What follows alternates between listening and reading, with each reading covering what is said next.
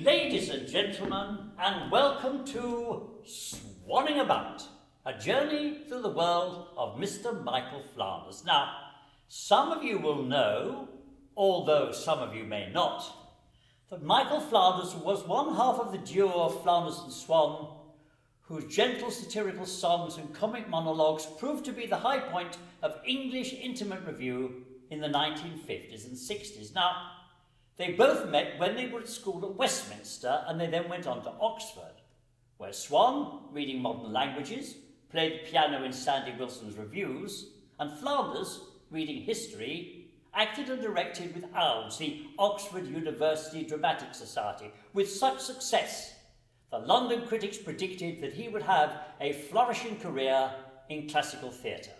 But the war, the Second World War, was to change their lives beyond their imaginings. Now, both of them left Oxford early to do their bit. Flanders joined the Royal Navy, and having survived being torpedoed in the Mediterranean, he then served on the Arctic convoys taking supplies to Russia.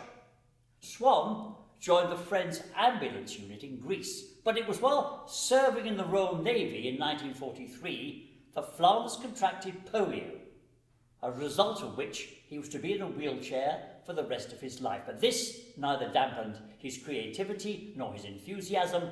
From meeting Donald Swan just after the war, the friendship became a partnership which enlivened English theatre in the 1950s and led by the middle 50s to their determination to perform their material themselves, with great success in London, on Broadway, and around the world. But that's enough from me by way of introduction.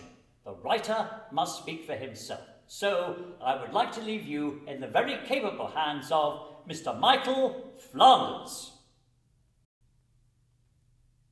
Good evening, ladies and gentlemen. Are you sitting comfortably? Double booking sorted out? Then welcome to the author's farrago. Now, I'm Michael Flanders, and with my friend Donald Swan, we write songs and I write comic monologues. Now, originally, we wrote these for other people to perform, which they did, not nearly enough, and so a few years ago, we decided we'd present them ourselves, and that is what we are going to do here tonight. Unfortunately, I'm going to here to do it tonight because I must apologise for the absence of Mr. Donald Swan. It happens to be his day with the Submerged Log Company. And also, he just moved into a new house. You see, he used to live in Prince of Wales Drive, Battersea. But since he's become a great star, he's decided this isn't good enough. He now lives in Albert Bridge Road, Battersea, although he likes to call it South Chelsea. Mind you, it doesn't matter where you live south of the Thames these days, because the planets are going to lump everything together and call it Brighton. Now, I live in Kensington, naturally, although it is a little snobby for me. Turn left of Ponting's Dustbins, Scarsdale Villa, but it's very pleasant there. It's a sort of decayed gentility. Trees, grass, very open, fresh air. I'm very happy there, and it's the perfect place for a writer to sit, reflect, and create. Now, people often ask us, where do you get the material for your songs and your comic sketches? And I say, well, from anywhere, really. Newspapers, magazines, social trends, conversations with family and friends. In fact, the opening number bears relation to many conversations with my sister, who for many years has been a star of House and Garden, that must-have magazine for people setting up a new home, and also might bear relation to Donald Swan's new house. And so, without further ado, when I started making money, when I started making friends, we bought a home as soon as we were able. We bought this little freehold for about 1,000 more than the little house our house was once a stable to, with charm and colour values, wit and structural alteration. This, designed for gracious living, now has quite a reputation. We're frightfully House and Garden at number 7B. We live in a most amusing muse, oh so very contemporary. We're terribly House and Garden, and the money that one spends to make a place that won't disgrace our House and Garden friends. We planned an uninhibited interior decor. With curtains made of straw, we've wallpapered the floor. We don't know whether we like it, but at least you can be sure there's no place like Home Sweet Home. You see, we're terribly maison jardin, At number 7B, we've rediscovered the chandelier, oh so very contemporary. We're terribly house and garden, now lost with the chance. The garden's full of furniture and the house is full of plants. It may not make for comfort, but it simply has to be because we're so terribly up to date, so very contemporary. Tell me, do you have a house that calls out to your every visitor, here lives someone who is exciting to know? Why not collect those little metal bottle tops and nail them upside down to the floor? This will give the impression of walking on little metal bottle tops, turned upside down and nailed to the floor. Why not get hold of a simple Northumbrian spoke-shaver's coracle, paint it in contrasting stripes of telephone black and white, and hang it up in the hall as a guitarist for parties? Why not, on some convenient shelf, make a little collection of clocks, one for every member of the family, each in a contrasting colour? I like to keep mine 20 minutes fast, don't you? And why not drop in one evening for a mess of pottage? Mine is only aubergine with carnation petals, but with a 6-shilling bottle of mildew pap, a feast fit for a king. You see, we're frightfully house and garden at number 7B. The walls are covered with shrunken heads, oh so very contemporary. Our search for self-expression leaves hardly time for meals. One day we're taking liberties in, the next we're down at heels with paper screens and table lamps and motifs here and there, mobiles in the air, ivy everywhere. You shouldn't be surprised to find a cactus in your chair, but we call it home sweet home. We're frightfully house and garden, as I think I've said before, but though 7B is the place to stay, it wouldn't do for every day. We actually live in 7A, in the house next door, where I had a little gramophone and wound it round and round, and with a scratchy needle it made a pleasing sound. But then they amplified it. It's what much louder then, and we sharpened finer needles to make it soft again. Today for reproduction, I'm as eager as can be. Count me among the faithful fans of high fidelity. High fidelity, hi-fi's the thing for me. With DAB and a CD set and a corner reflex cabinet, high frequency range and downward auto change. The highest notes, neither sharp nor flat, now the ear can't hear as high as that. Still, I ought to please any passing bat with my high fidelity. Tell me, who established that unit for you anyway? You what? You bought it in a shop? Oh dear, oh dear, oh dear. What a horrible shoddy job lot they fobbed you off with. I'm surprised they let you have it in here. You see, your acoustics are all wrong. You'll have to raise your ceiling 4 feet, move the fireplace from that wall to that wall, and then you'll only get the full stereophonic effect if you sit in the bottom of that cupboard. You see, you've got your output coupled together with your push-pull input output. Now, if you take that down through your redhead pickup to your tweeter and you're modding more than 8, you will get wow on your top, and then try taking that down through your rumble filter to your woofer. Do you know what you will have then? You will have flutter on your bottom. Oh yes, high fidelity, FFRR for me. There's an opera here you can't escape on miles and miles of recording tape. High decibel gain is easy to obtain with tone control at a single touch. I can make Caruso sound like Hutch. But I never did care for music much. It's the high fidelity. But then domestic life isn't all hearts and flowers. It isn't all cakes and ale. It is occasionally, sometimes, up and down and swings and roundabouts. You see, 'twas on a Monday morning that the gas man came to call. Now the gas tap would turn. I wasn't getting gas at all. He tore it on the skirting boards to try and find the main, and I had to get a carpenter to put them back again. Now, on a Tuesday morning, the carpenter came round. He hammered and he chiselled and he said, "Here, look what I found. Your joists are full of dry rot, but I'll put them all to rights." Then he nailed right through a cable and out went all the lights. So on Wednesday morning, the electrician came, who called me Mr. Sanderson, which isn't quite my name. Now, he couldn't find the fuse box without standing on the bin, and his foot went through a window, so I called the glazier in. Now, on a Thursday morning, the glazier came along with his blowtorch and his putty and his merry glazier song. He put another pane in, it took no time at all, and I had to get a painter in to come and paint the wall. Now, it was on a Friday morning. The painter made us start with undercoat and overcoat. He painted every part, every nook and every cranny, but I found when he had gone, he'd painted over the gas tap, and I couldn't turn it on. On Saturday and Sunday, no work is done at all. So it was on a Monday morning that the gas man came to call. But such domestic tragedies don't only happen within the home. Step outside and you will find problems can multiply. Now take me for instance. Now the road where I live has a bit of a snag. It's got the steepest camber of any road in London. It's 1 in 3. And if you want to park at the side of the road, as people do from time to time, you'll find it's extremely difficult. You see, if you want to get out on the near side, you can only open the pavement just so far, and it stops.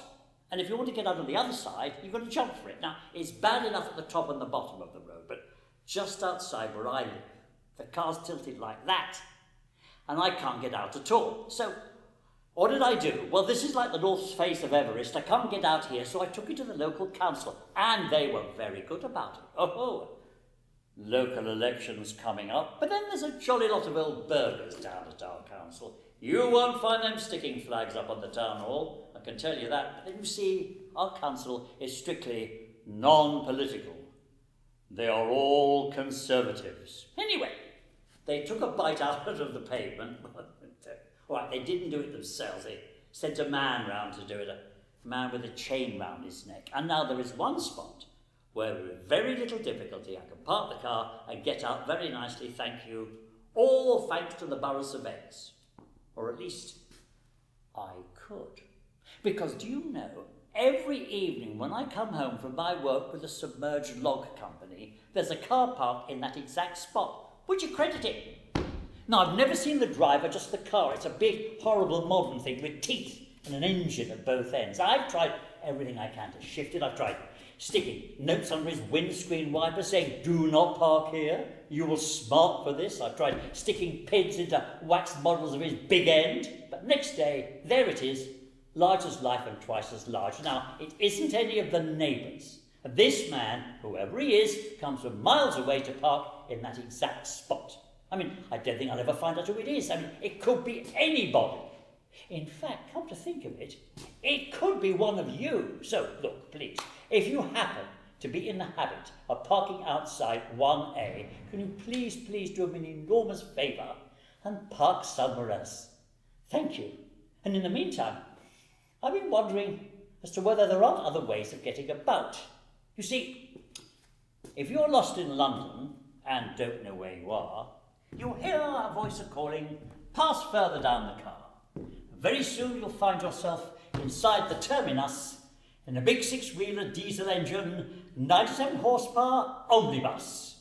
Along the Queensway Highway I drive my merry load at 20 miles an hour in the middle of the road. We love to go by convoy, we're quite gregarious. The big 6-wheeler scarlet painted diesel engine London Transport, 97 horsepower omnibus. Earth hath not anything to show more fair. Mind the stairs, mind the stairs. Earth hath not anything to show more fair. Any more fares? Any more fares? When cabbies try to pass me before they overtakes, I stick me flipping hand out and jams on all me brakes. The jackal taxi drivers can only swear and cuss. Behind that monarch of the road, observer of the highway code, the big 6-wheeler scarlet painted diesel engine London Transport, 97 horsepower omnibus. I stop when I'm requested, although it spoils the ride, so he can shout, get out of it, we're full right up inside. Now, we don't ask much for wages, we only ask fair shares. So cut down all the stages and stick up all the fares. If tickets cost £3 a piece, why should you make a fuss? It's worth it just to ride inside that 20-foot long by 10-foot wide, inside that monarch of the road, observer of the highway code, the big 6-wheeler scarlet painted diesel engine London Transport, 97 horsepower omnibus. Hold for it, I please. Ching ching! You know, people often ask us, well, sometimes ask us, somebody asked me once, why don't you write something about flying? Now that is quite a good idea, because See, Donald Swan and I have had to do quite a lot of flying by air.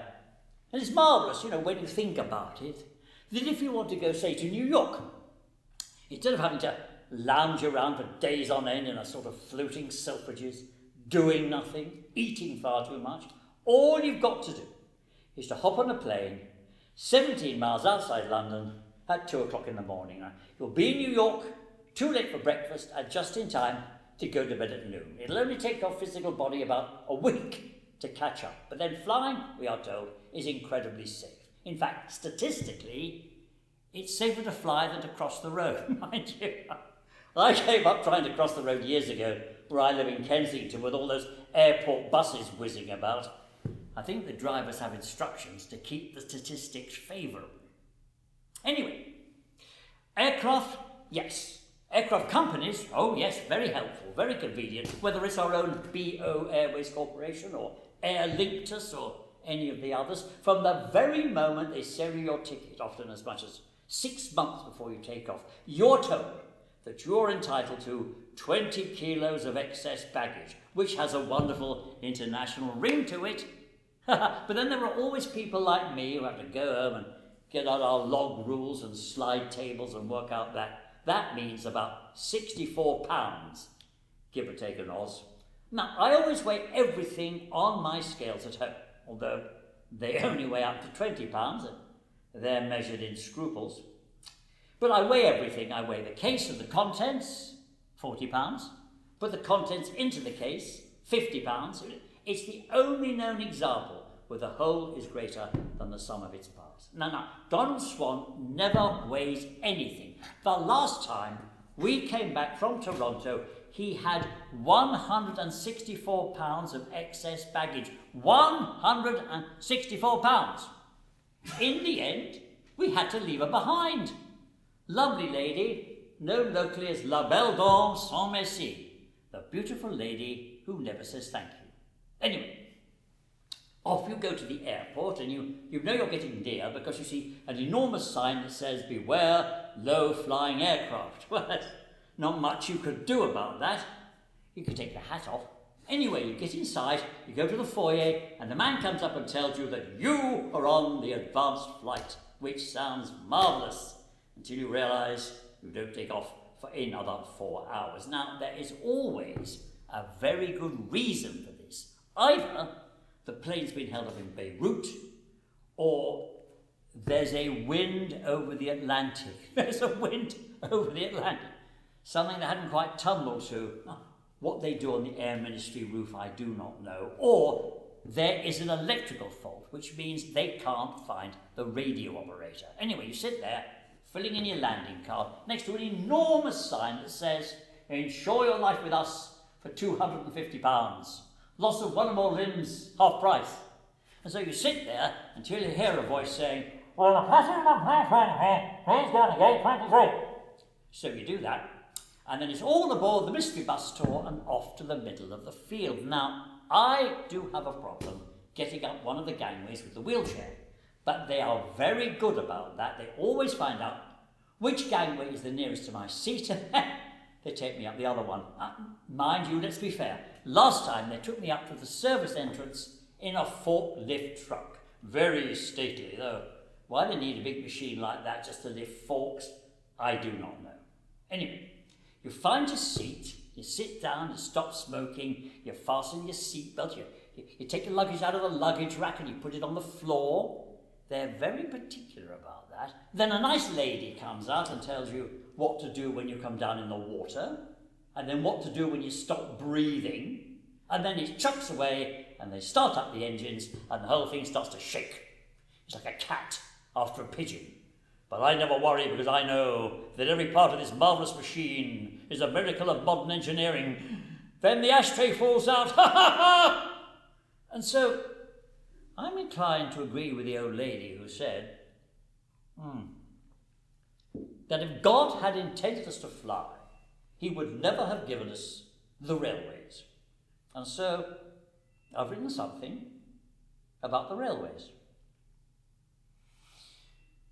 No more will I go to Blandford Forum and Morty Ho, on the slow train from Midsummer Norton and Mumbai Road. No churns, no porter, no cat on a seat. From Cholton come Hardy to Chester Street. I won't be going again on the slow train. I'll travel no more from Littleton Badsey to Openshaw. Along Stanton I'll stand well clear of the doors no more. No whitewashed pebbles, no up and no down. From Formby for crosses to Dunstable town. We won't be meeting again on the slow train. On the main line and the good sidings, the grass grows high at Dogdyke, Tumby Woodside, and Trouble House Halt. The sleepers sleep at Audlin and Ambergate. No passenger waits on Chislin platform or Cheslin Hay. No one departs, no one arrives from Selby to Goole, from St. Earth to St. Ives. They've all passed out of our lives on the slow train.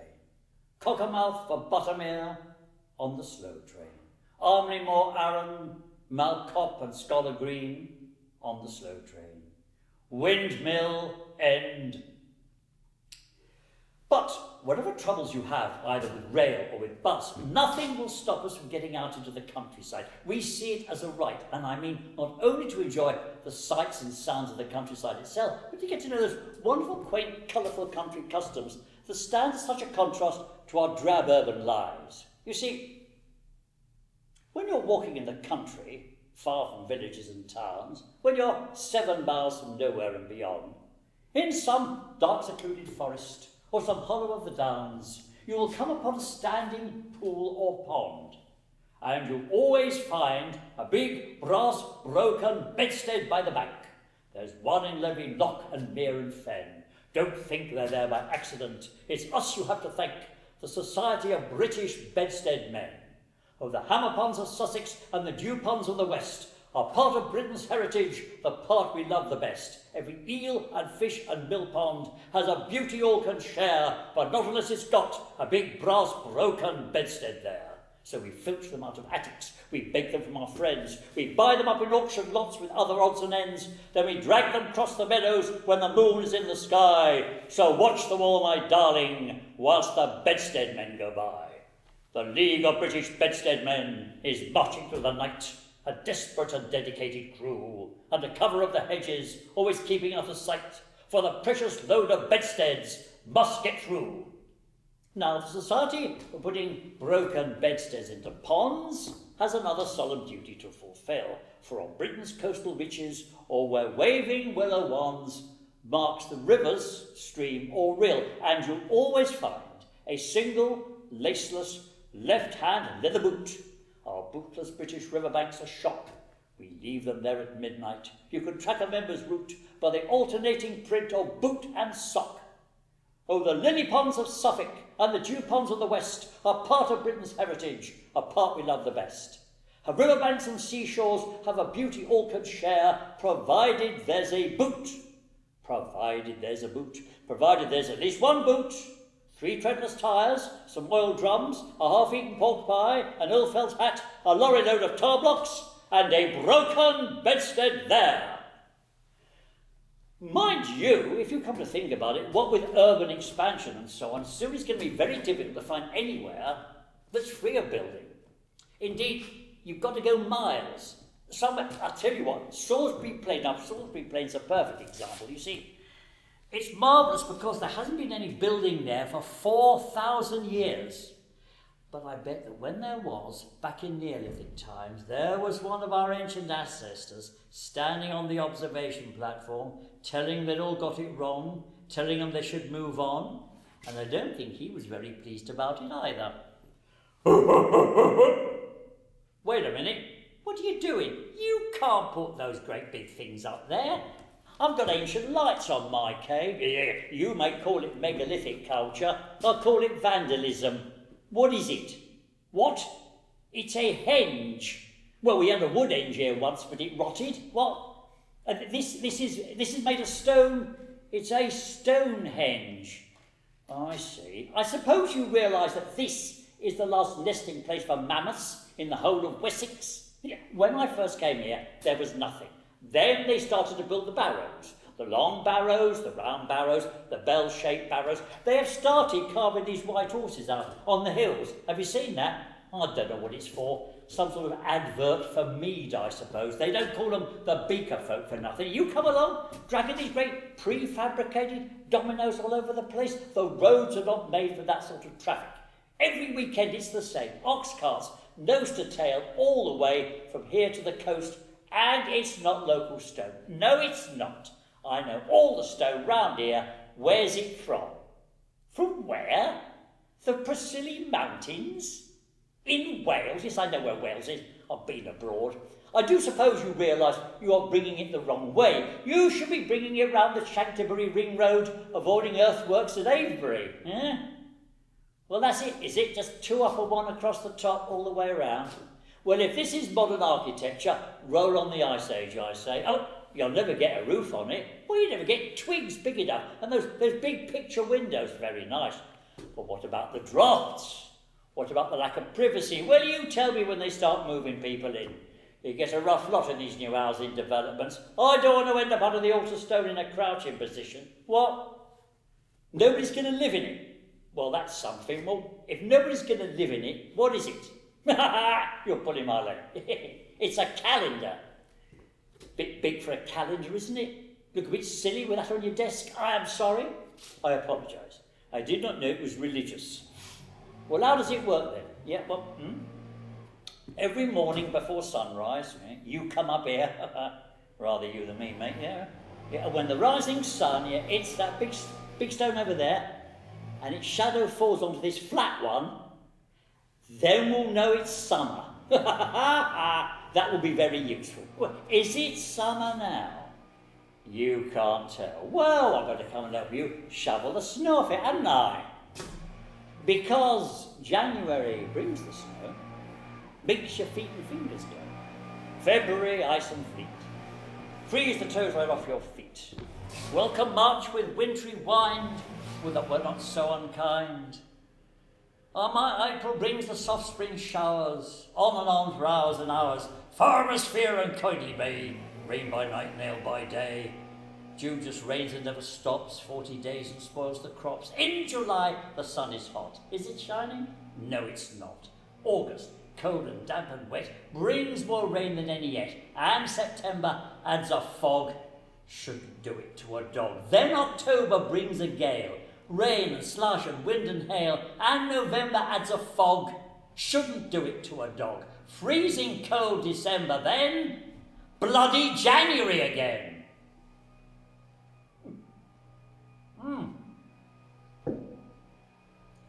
Jupiter's passing through Orion and coming into conjunction with Mars. Saturn is passing through infinite space to its preordained place of the stars. And I look at the heavens in wonder, at the trouble and time they spend, all to warn me to be careful with dealings concerning a friend. It's a satellite moon. It's a plagiarized tune. That duck on the lake's a decoy. There's a sodium glare in the rarefied air, and the girl in my arms is Mabel Figworthy. And if she says, "Eh, really?" once more, dinner is off. But then, whoever said that conversations were easy, particularly today, particularly amongst artists and scientists? But as we know, scientific knowledge doubles every 10 years. So we're rapidly getting to the point where we can't understand what the scientists say, they can't understand anybody else for things. So I think it's up to us in the arts to learn some basic scientific principles so that we can communicate with our scientific colleagues, understand what they're doing, thank them for their contribution, simple things like, the second law of thermodynamics there. Now, I discovered recently, much to my chagrin, that Don Swan is not only ignorant of the second law of thermodynamics, he doesn't even know the first law. Right, now, little lesson coming up. Let's return to some basic principles. Now, thermodynamics comes from 2 Greek words. Thermos, meaning hot, if you don't drop it, and dynamic, meaning having 2 namics, and therefore being fit and ready for work. And so thermodynamics deals with heat and work and the relationship between the two, which you can find in the following dictum. After me, please. Heat is work, and work is heat. Heat is work, and work is heat. Now, the second law of thermodynamics. Heat cannot of itself pass from one body to a hotter body. Heat cannot of itself pass from one body to a hotter body. Heat can't pass from a cooler to a hotter. Heat can't pass from a cooler to a hotter. Try it if you like, but you're far better notter. Try it if you like, but you're far better notter. Heat in the cooler, hotter as a ruler, as the hotter body's heat will pass to the cooler. Heat is work and work is heat. Work is heat and heat is work. Heat will pass by convection. Heat will pass by convection. Heat will pass by radiation, and that's a physical law. Now, heat is work, and work's a curse, and all the heat in the universe is going to cool down, because it can increase, and there'll be no more work, and there'll be perfect peace. No. Yeah, that's entropy, man. All because of the second law of thermodynamics, which states that you can't pass heat from a cooler to a hotter. Try it if you like, but you're far better notter. Heat in the cooler, hotter as a ruler, as the hotter body's heat will pass to the cooler. Can't pass heat from a cooler to a hotter. Try it if you like, but you're far better notter. Heat in the cooler, hot as a ruler. That's a physical law. Cool, you know, I'm absolutely exhausted.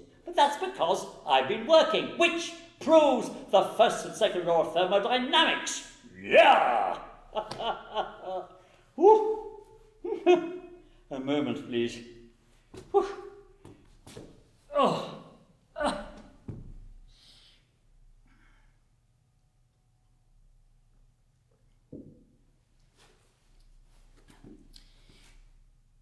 A year ago, last Tuesday, I was walking in the zoo when I met a man who thought he knew the lot. Oh, he was laying down the laws about the habits of baboons and the number of quills a porcupine has got.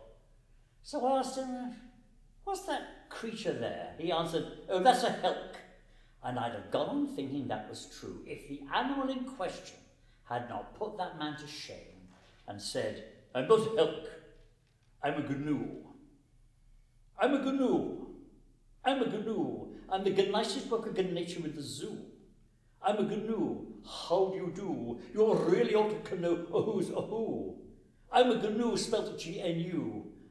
I'm not a camel or a kangaroo, so let me introduce. I'm neither man nor moose. Oh, gno, I'm a gnu. Now, I'd taken furnished lodgings down at Rustington-on-Sea, whence I travelled down to Ashton-under-Lyne. And the second night I stayed there, I was woken from a dream I'll tell you all about another time. Among the sporting trophies on the wall above my bed, stuffed and mounted, was a face I thought I knew. A bison? An okapi?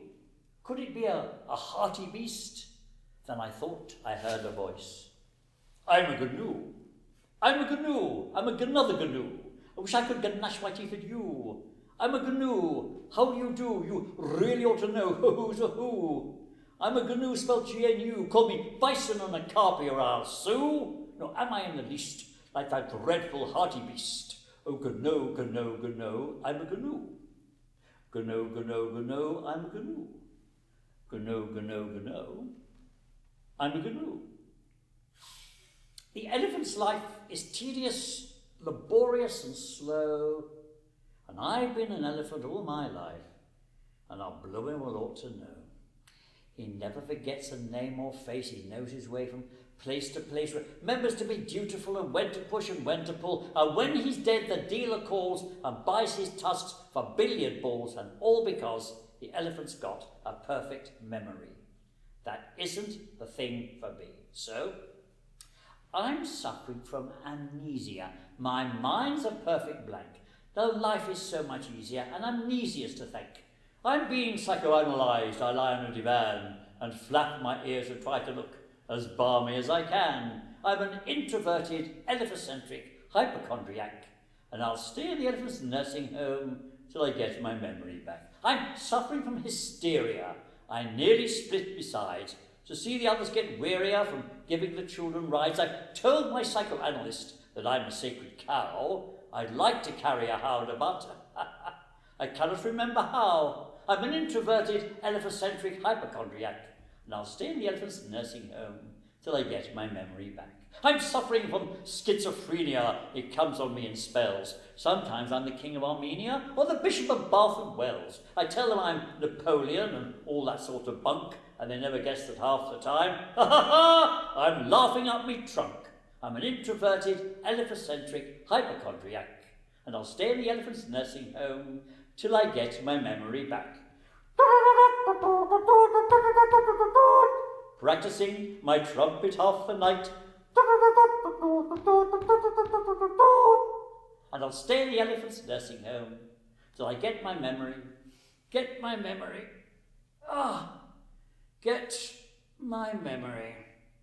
back.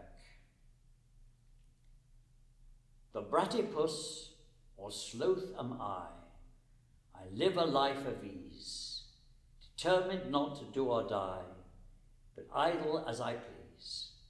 I have 3 toes on either foot, or half a dozen on both, the shoots and leaves and fruits to eat. How sweet to be a sloth. The world is such a charming place when viewed from upside down. It makes a rise of every fall, a smile of every frown. I watch the happy flutter by of butterfly and moth, and think of all the things I'd try if I were not a sloth. I could climb the highest Himalayas, be among the greatest tennis players, always win at chess, marry a princess, study hard, be an eminent professor. I could be a millionaire, learn the clarinet, travel anywhere, learn to cook, catch a crook, win a war and write a book about it. I could paint a Mona Lisa, I could be another Caesar, compose an oratorio that was sublime. The door's not shut on my genius, but I just don't have the time. Day after day, among the trees, I sleep but dream and doze, gently swaying in the breeze, suspended by my toes, whilst eager beavers overhead rush through the undergrowth. I watch the clouds beneath my feet. How sweet to be a sloth. Peek-a-boo, I can't see you, everything must be grand. Pook-a-bee, I can't see me, long as I've got me head in the sand. Peek-a-boo, it may be true there's something in what you said. Oh, we've got enough trouble in everyday life. I just bury me head. Oh, Ostrich, consider how the world we know is trembling on the brink. Have you heard the news? May I hear your views? Will you tell me what you think? He lifted his head from out of the sand about an inch or so and said, "You'll please excuse, but disturbing news I have no need to know. Peek-a-boo, can't see you, everything must be grand. Pook-a-bee, I can't see me, long as I've got me head in the sand. Peek-a-boo, it may be true there's something in what you've said. Oh, we've got enough trouble in everyday life. I just bury me head." Then suddenly I noticed where we were, and I saw what time it was. "Oh, hurry, Mr. Ostrich, we must leave this place, because..." He stuffed his wingtips into his ears, he would not hear me speak, and back in the soft Saharan sand he plunged his yellow beak. "Peek-a-boo, I can't see you, everything must be grand. Pook-a-bee, you can't see me, long as I've got me head in the sand. Peek-a-boo, it may be true there's something in what you said, but we've got enough trouble in everyday life, so I just bury me..." From a sheltered oasis a mile away, I beheld that dreadful scene, and a single feather came floating down where my ostrich friend had been, because he could not bear to hear the words I had left unsaid. "Here, in this nuclear testing ground, is no place to bury your head."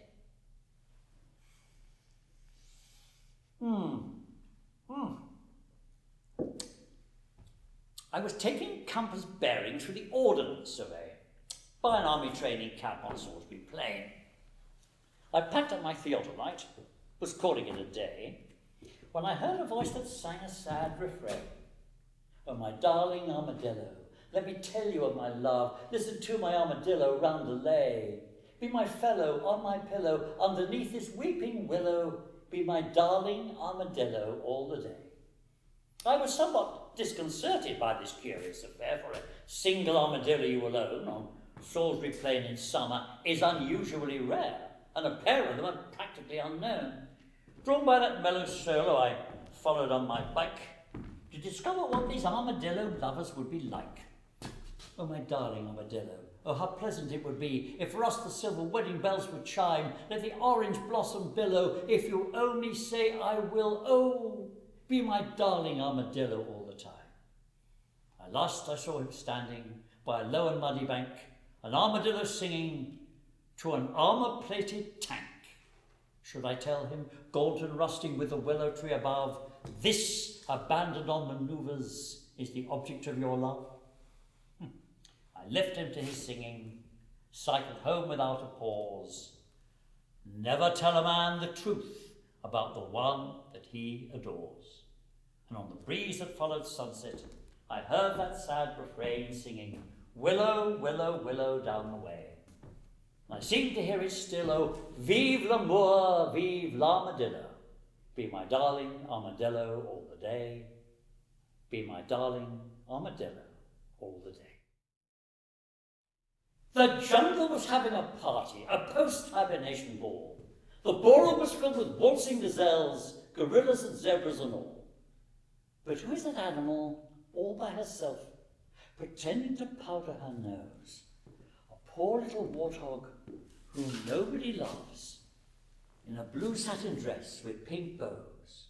Again, she is nobody's choice, and she sings in a sad little voice.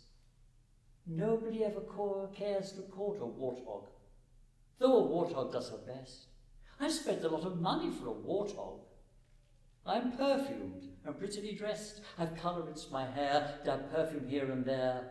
My gums are tinted when I brush my teeth. I'm young and in my prime, but I'm a wallflower all the time, because I'm a warthog, just a warthog. I'm a warthog underneath. Please take your partners, for the ladies excuse me, determined and radiant. She runs on the floor to join in the furor and fuss. She taps on his shoulder and says, excuse me, and each couple replies, excuse us. And then, with no manners at all, they sing as they waltz round the floor. Nobody ever cares to court a warthog, though a warthog does her best. Her accessories are dazzling for a warthog. She is perfumed and daringly dressed. We know her these and those, like Brigitte Bardot's, and her dress is just a scintillating sheath, but she somehow fails to please, because everybody sees that she's a warthog, just a warthog, as she's a warthog underneath.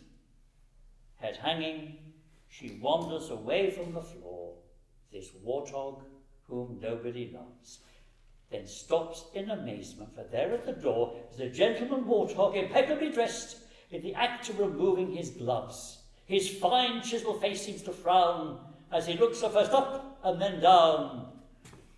You seem to me to be a kind of warthog, though for a warthog, you are in mess.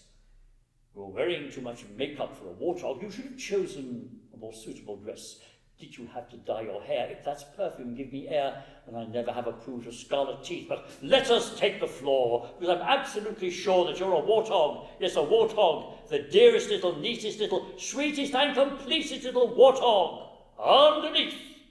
Yeah. The fragrant honeysuckle spirals clockwise to the sun, and many other creepers do the same, but some climb anti-clockwise. The bindweed does for one, or convolvulus to give its proper name. Planted on either side the door, one of each species grew and raced towards the window ledge above, each corkscrewed to the lintel in the only way it knew, where they met, touched tendrils, smiled, and fell in love. Said the right-handed honeysuckle to the left-handed bindweed, oh, let us get married if our parents won't mind. We'll be happy and inseparable, eternally entwined, and live happily ever after, said the honeysuckle to the bindweed. To the honeysuckle's parents, this came as a shock. These bindweed, they said, are inferior stock. They're uncultivated and breeding bereft. We bind to the right, and they bind to the left. So the anti-clockwise bindweed to the clockwise honeysuckle, oh, let us start saving many a mickle max a muckle, then run away from a honeymoon and hope that our luck'll take a change for the better, said the bindweed to the honeysuckle. But the bee who was passing observed to them then, I said it before and I'll say it again. Remember your offshoots, if offshoots there be, they'll never receive any blessing from me. Poor little blighter, How will it learn, when it is climbing, which way to turn? Left, right, what a disgrace, or it may go straight up and fall flat on its face. Said the right-handed honeysuckle to the left-handed bindweed, it seems that against us the fates have combined. Oh my darling, oh my darling, oh my darling Columbine. Lost, lost forever, we shall never intertwine. Together they found them the very next day. They had pulled up their roots and just shriveled away, deprived of that freedom for which we must fight, to veer to the left or to veer to the right. And now, well, it's not an animal, and it's not a plant. I suppose it's a sort of hybrid. I refer, of course, to that latest discovery, the marvellous Wompom, which is rapidly becoming the source of everything we need in civilized life today. You see, you can do such a lot with a Wompom. You can use every part of it too, for work or for pleasure. It's a triumph, it's a treasure. There is nothing that the Wompom cannot do. Now, the thread of the coat of the Wompom has the warmth and resilience of wool. You need never wash or brush it. It's impossible to crush it, and it shimmers like the finest form of tulle. So our clothes are all made from the Wompom. Model gowns, sportswear, lingerie. It's waterproof and plastic, where it's needed is elastic to emphasize the figure as you see. Hail to thee, blithe Wompom! Hail to thee, O plant, all providing Wompom, universal aunt. You can shave with the rind of the Wompom, and it acts as soapless shampoo. And the root little doses keeps you free from halitosis. There's nothing that the Wompom cannot do. So we make what we like from the Wompom, which proves very useful indeed. From streets full of houses to the buttons on your trousers, for the Wompom you have everything you need. Gaudiamus Wompom, gladly we salute. Vardy making Wompom, philanthropic fruit. Now the thin outer leaf of the Wompom makes the finest Havana cigar, and the bottom simply bristles with unusual-looking thistles, but we haven't yet discovered what they are. You can do such a lot with a Wompom. You can use every part of it too, for work, for pleasure. Triumph, it's a treasure. There is nothing that the Wompom cannot do. Now the thin inner skin of the Wompom has the flavour of porterhouse steak, and the juice is a liquor that will get you higher quicker, and you'll still get up next morning when you wake. Wompom, Wompom, let your voices ring. Wompom, Wompom, evermore we sing. To say what is what with a Wompom needs a book twice as big as Who's Who. I could tell you more and more about this fascinating flora. You can shape it, you can square it, you can drape it, you can wear it, you can ice it, you can dice it, you can pare it, you can slice it. There is nothing that the Wompom cannot do. There is nothing that the Wompom cannot do. There is nothing that the Wompom cannot do. Roll up fresh today, Wompom, the world's newest, greatest status symbol.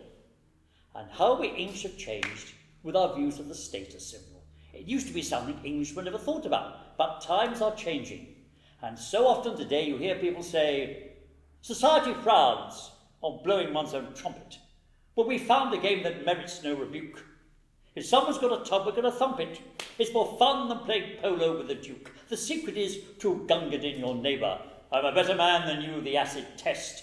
So man the good ship, one up, we'll do a social ton-up and bang our status symbols with the rest. Playing on the status symbols, laying out the ready cash. Bigger, better, newer, faster. Here the status symbols clash. My telephone is ex-directory, should you want to make a call. Well, mine is even more exclusive. More exclusive, yes. I don't have a phone at all. Well, I've a 3D television, though it can't receive a thing. And I've a midget tape recorder hidden in this signet ring. I've a laundress comes in daily to my flat in Marble Arch. Well, all my laundries flown to Cairo.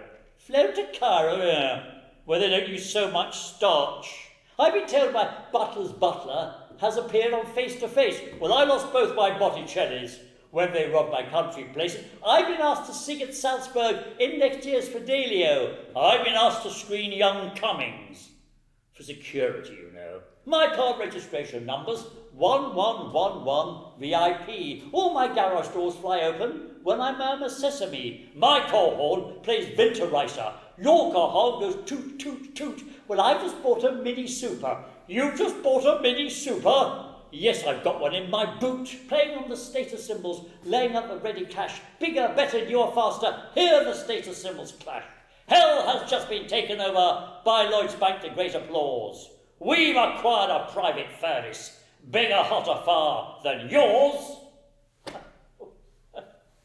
Do you know, I'll be honest with you, I find much simple pleasure when I've had a tiring day in the bath. Yes, in the bath. With the sound of gentle sponging seems to blend with my toupee in the bath, in the bath. To the sound of pipes vibrating in the boiler room below, I sing a potpourri of all the songs I used to know, and the water thunders in and gurgles down the overflow in the bath, in the bath. But the loathing for my fellows simply rises from my brain in the bath, and condenses to the milk of human kindness once again in the bath, in the bath. The tingle of the scrubbing brush, the flannel's soft caress, oh, to wield a lordly loofah has a joy I can't express. How truly is it spoken, one is next to godliness in the bath, in the bath. Then comes the dreadful moment when the water's running cold in the bath, and the soap has gone forever, and you're feeling tired and old in the bath, in the bath. Time to pull the plug out, time to wipe the bathroom floor. The towel is in the cupboard and the cupboard is next door, but the water's running hot. Let's spend another hour or more in the bath, in the bath. I believe that salvation for the poor old human race is in the bath. Yes, in the bath. Let the nations of the world all meet together face to face in the bath, in the bath. With Putin and Joe Biden and all those other chaps, Xi Jinping and Kim Jong-un, we shall have some peace perhaps, provided Swan and Flanders get the ends without the taps. In the bath. Yes, in the bath. Do you know, I think we've got time for one more. I'll just ask Mr. Blight. Mr. Blight, have we got time for one more? Yes, I think so. Oh, jolly good. Well, in that case, may I suggest that we visit an old friend of mine, the Hippopotamus. Now, if any of you have met this gentleman before, you might like to join in the chorus. And if you haven't, well, feel free to hum along. A bold hippopotamus was standing one day on the banks of the cool Shalimar. He gazed at the bottom as it peacefully lay by the light of the evening star. Away on the hilltop sat combing her hair his fair hippopotami maid. This hippopotamus was no ignoramus, and sang her this sweet serenade. Mud, mud, glorious mud, nothing quite like it for cooling the blood, so follow me, follow, down to the hollow, and there let us wallow in glorious mud. The fair hippopotama he meant to entice from a seat on the hilltop above, as she had not got a ma to offer advice, came tiptoeing down to her love. Like thunder the forest re-echoed the sound of the song that they sang as they met. His inamorata adjusted her garter and lifted her voice in duet. Mud, mud, glorious mud, nothing quite like it for cooling the blood, so follow me, follow down to the hollow, and there let us wallow in glorious mud. Now more hippopotami began to convene on the banks of that river so wide. Now tell me, what am I to say of the scene that ensued on the Shalimar side? They all dived at once with an ear-splitting splosh, then rose to the surface again. A regular army of hippopotami, all singing this joyous refrain. Mud, mud, glorious mud, nothing quite like it for cooling the blood. So follow me, follow, down to the hollow, and there let us wallow in glorious mud. The bold hippopotamus, whose love song we know, is now married and father of 10. He murmurs God Rotimus as he watches them grow, and he longs to be single again. He'll gamble no more on the banks of the Nile, which Egypt had flooded one spring. This hippopotamus in silken pyjamas, no more will he teach them to sing. Mud, mud, glorious mud, nothing quite like it for cooling the blood. So follow me, follow, down to the hollow, and there let us wallow in glorious mud. Mud, glorious mud, nothing quite like it for cooling the blood. So follow me, follow, down to the hollow, and there let us wallow in glorious mud.